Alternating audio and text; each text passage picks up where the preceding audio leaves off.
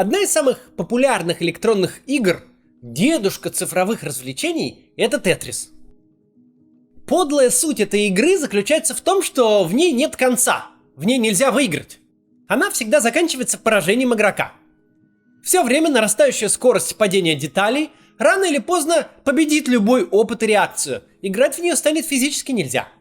В похожее положение попало сегодня российское руководство. Задачи, требующие отвлечения ресурсов, растут как снежный ком каждый день. Во-первых, есть сама война, которая, как мы видим, к концу третьей недели уже ведется всем, что есть в наличии и что можно хоть где-то собрать. Армия, Росгвардия, срочники, наемники со всего света. Как очень часто бывало в российской истории, с началом войны вылезли сразу все типичные проблемы государства. Коррупция, некомпетентность, очковтирательство.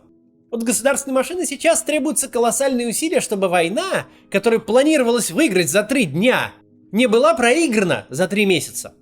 Во-вторых, есть пропаганда, которая тоже сталкивается с массой задач. Нужно объяснить зрителю цели и задачи конфликта, но одновременно сделать так, чтобы гражданин не заметил, что его деньги обесценились вдвое, что завод в его городе встал, а продукты подорожали. И при этом у пропаганды нет никакого фундамента, кроме простой этнической ненависти к украинцам. В-третьих, репрессии. Репрессии, которые нужно разворачивать в небывалых масштабах.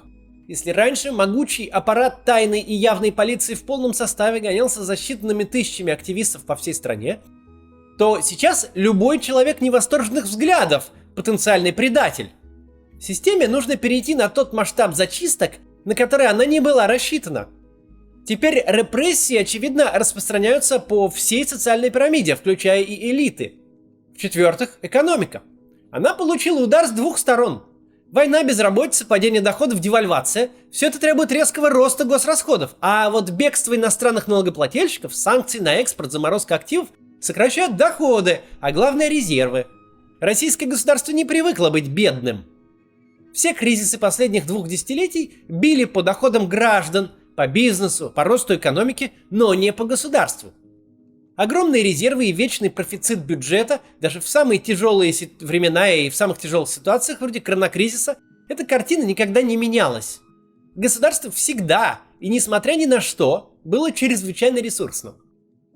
Государство никогда не попадало в ситуацию, что расходы растут лавиной, а резервы, на которые так рассчитывали, оказались недоступны. Вот так в один момент раз и лишились 300 миллиардов долларов, то есть больше 20% ВВП.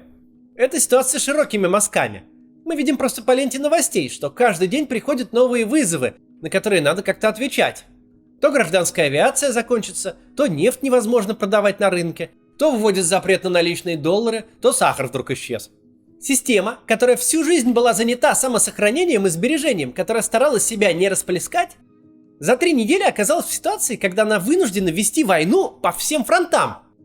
Обстреливать Харьков, разгонять митинг в Москве, сажать людей в Воронеже, национализировать Макдональдс, искать покупателей на нефть, бороться с ростом цен и товарным дефицитом, объявлять дефолт, хранить национальную валюту, кормить безработных. Неизбежно в такой ситуации ресурсы закончатся. Система тут и там пойдет трещинами. Сначала крошечными. Самый лояльный олигарх запостит вдруг ссылку на канал Навального, а бывший вице-премьер осудит войну. Но чем дальше, чем более явно система будет уставать и не справляться, и таких трещин будет все больше и больше. Сегодня впервые за все последние 10 лет, со времен ухода Алексея Пивоварова с НТВ, мы видим, что начинает давать трещину главная опора системы и ее самое привилегированное сословие – пропаганда и пропагандисты.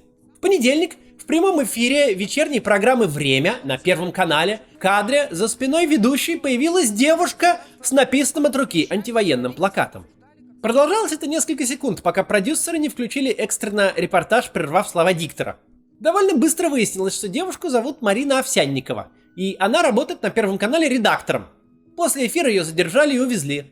Во вторник ее судили по административной статье организации несогласованного публичного мероприятия и назначили ей штраф в 30 тысяч рублей. Причем даже не за плакат во время программы «Время», а за ролик с осуждением войны и призывом к протесту, который Марина Овсянникова разместила незадолго до этого в своем фейсбуке. Впрочем, есть опасения, что на этом ее преследование не закончится. Ведь поступок Овсянниковой мало того, что сам по себе совершенно героический, все мы понимаем, насколько тяжело сейчас будет Марине, Но это еще и очень точный и болезненный удар для пропаганды. Программа «Время» — это не просто какой-то там рядовой выпуск новостей. Это главная передача страны, унаследовавшая от СССР название, заставку и принцип освещения событий исключительно с одной кремлевской точки зрения. Программа «Время» — это как в советское время газета «Правда», отточенные казенные формулировки и ведущие с каменными лицами. Что сказано в программе «Время», сказано по сути самой властью. Екатерина Андреева в этом смысле мало чем отличается от Дмитрия Пескова. Программу «Время» заставляют смотреть зэков в тюрьмах и срочников в армии. Если хочешь побольнее ударить, то программа «Время» — это идеальный выбор. Неудивительно, что отрывок с демаршем Овсянниковой разлетелся по всем соцсетям. Никогда еще программа «Время» не была так популярна в интернете. Кадр с плакатом поместили на свои первые полосы и некоторые западные газеты, причем крупные и уважаемые. Поступок Овсянниковой имеет одну очень характерную параллель с нашей недавней историей, а именно с началом 90-х годов. Вообще, чем больше проходит времени с начала войны, тем сильнее становится ощущение, что все происходящее, если смотреть с исторической перспективы, не что иное, как ремейк путча ГКЧП. К сожалению, кровавый и ужасный ремейк, но при этом настолько же бесперспективный. Путч ГКЧП, напомню, это событие августа 91 года, когда группа партийных и силовых функционеров отстранила от власти президента СССР Михаила Горбачева и ввела в Москву танки. Путч продлился всего 3 дня и закончился поражением ГКЧП. Если вам интересно узнать подробнее, у меня об этом ролик есть. Суть происходящего сегодня в России точно такая же, как в 91 году. Это бунт против часовой стрелки. Отчаянная попытка устаревших руководителей страны, утративших связь с реальностью, вернуть ушедшее навсегда время. А если точнее, вернуть время, которое существует исключительно в голове у Путина, верящего, что русские и украинцы — это один народ, которому мешают воссоединиться некие нацисты-бендеровцы. В той же степени неадекватно он оценивает и реальность. Как путчисты считали, что все граждане поддержат сворачивание перестройки и возвращение крепкой руки, так и Путин был уверен, что украинцы встретят российскую армию, если не с цветами, то хотя бы нейтрально, и через пару дней Киев будет взят. И тех, и этих оторванность от реальности привела к поражению. И члены ГКЧП, и Путин отправили танки на мирные города, но что делать дальше не имели ни малейшего представления. В августе 91 года противостояние армии и москвичей закончилось гибелью 3 молодых людей в тоннеле под Новым Арбатом, после чего войска из столицы вывели. Сейчас, к сожалению, все намного хуже. Российская армия уничтожает мирные города Украины и убивает их жителей, сама неся при этом чудовищные потери. Эти два события, путч ГКЧП и война в Украине, рифмуются настолько сильно, что это уже становится невозможно не замечать. Трясущиеся руки путчиста Янаева на пресс-конференции и блеяние Сергея Нарышкина на заседании Совета Безопасности. Закрытие «Эхо Москвы» в августе 91-го и закрытие «Эхо Москвы» в марте 22-го. Демарш Марины Овсянниковой тоже имеет свою аналогию. 19 августа 91 года, в первый день путча, в программе «Время» был показан сюжет журналиста Сергея Медведева от Белого дома в Москве, где собирались защитники свободной России. Площадь перед Белым домом, кстати, до сих пор так называется, Площадь защитников свободной России. Удивительно, что до сих пор не переименовали. Так вот, Сергей Медведев, несмотря на введенную военную цензуру, прямо как сейчас, дал в эфир информацию о том, что Москва сопротивляется путчистам и строит баррикады. В эфир пошло и легендарное выступление Ельцина на танке и призыв к всеобщей забастовке. А к середине дня стало уже известно, что Борис Николаевич Ельцин подписал указ, в котором квалифицировал действия комитета по чрезвычайному положению государственным переворотом. Поскольку телевидение не дают, радио не дают. Тихо! Я зачитываю. Гражданам России. Медведев был немедленно уволен. Своего поста лишился и глава Гостелерадио Леонид Кравченко, тогдашний Константин Эрнст. К счастью для них, путч вскоре потерпел поражение, но тогда, в первый день, это было совсем не очевидно. Как сейчас не очевидно пока падение Путина. Для того же Медведева тогда поступок мог закончиться очень плохо в условиях военного переворота. Марина Овсянникова сделала невероятно смелый шаг. Уже известно, что Следственный комитет собирается возбуждать какое-то там уголовное дело.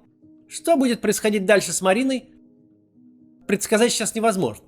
Очень многое будет зависеть от того, как будет идти война, что будет с экономикой и насколько устойчив окажется путинский режим в своей новой редакции.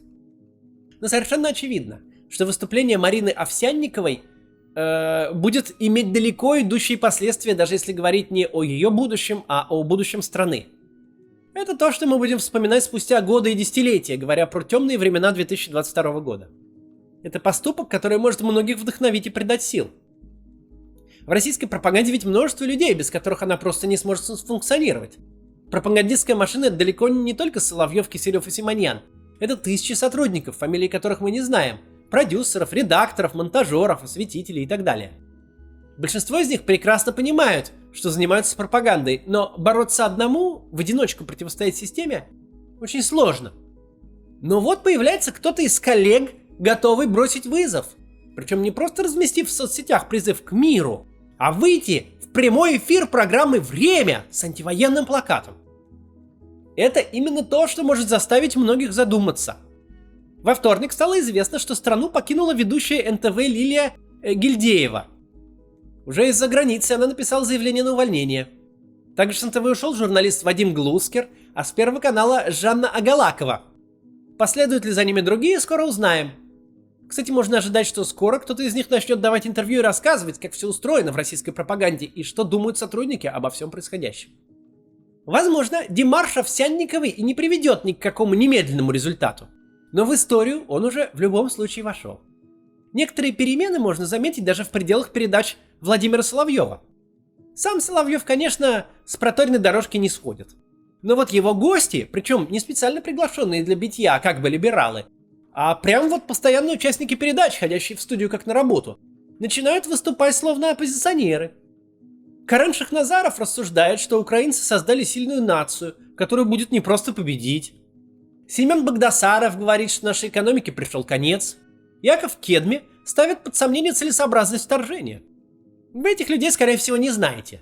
Но это регулярные гости Соловьева, которые много лет поддакивают ему в бесконечных передачах. Теперь даже у них, кажется, появились какие-то сомнения. Выступил против войны Аркадий Дворкович. Сейчас он заметных государственных постов не занимает, кроме должности главы фонда Сколково. А еще Дворкович президент ФИДЕ, Всемирной шахматной федерации. Аркадий Дворкович один из ближайших соратников Дмитрия Медведева.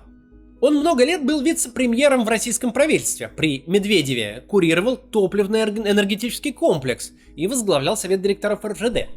В общем, абсолютно системный, довольно высоких позиций человек. Так вот, Дворкович выступил от лица ФИДЕ с осуждением войны.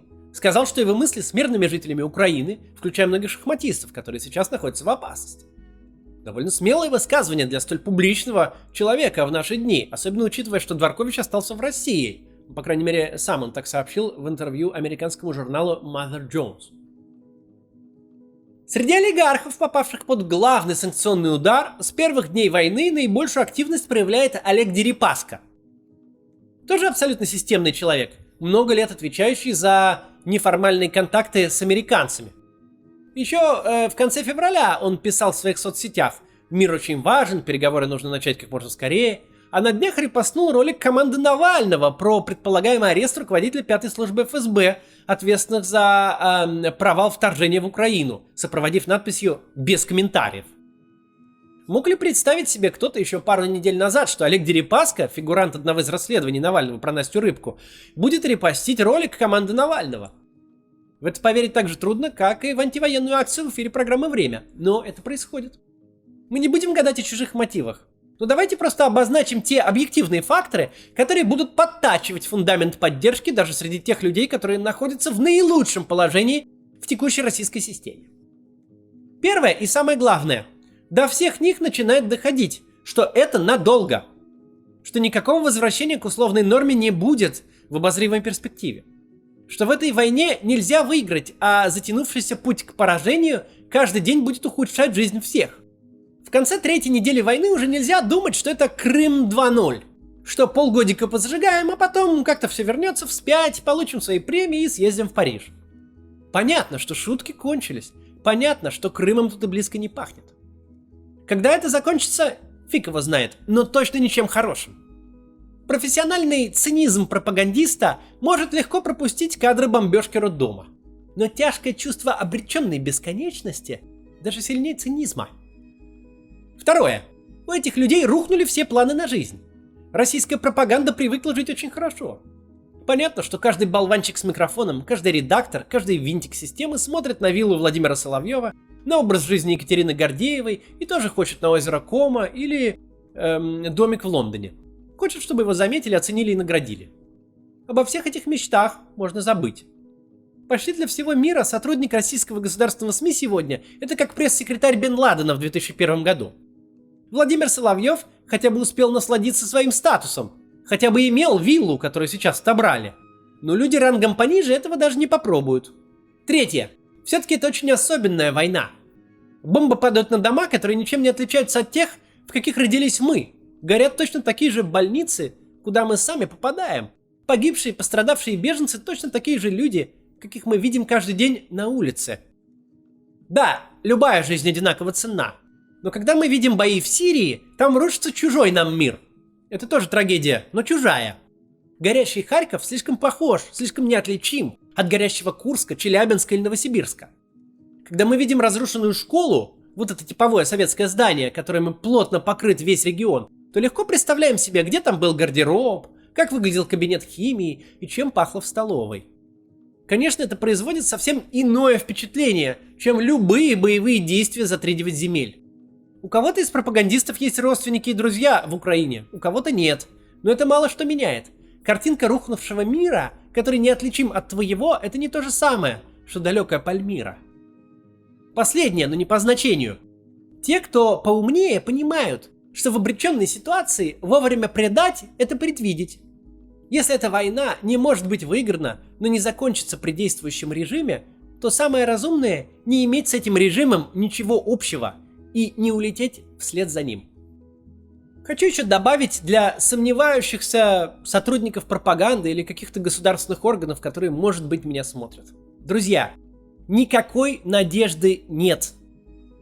Эта система никогда не вернется и никогда не станет такой, какой была 3 недели назад. Такого же образа жизни никогда больше не будет.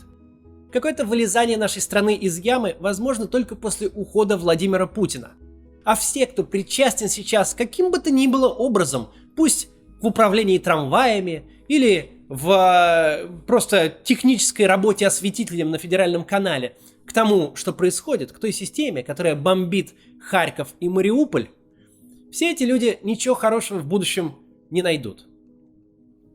Вот так. До завтра.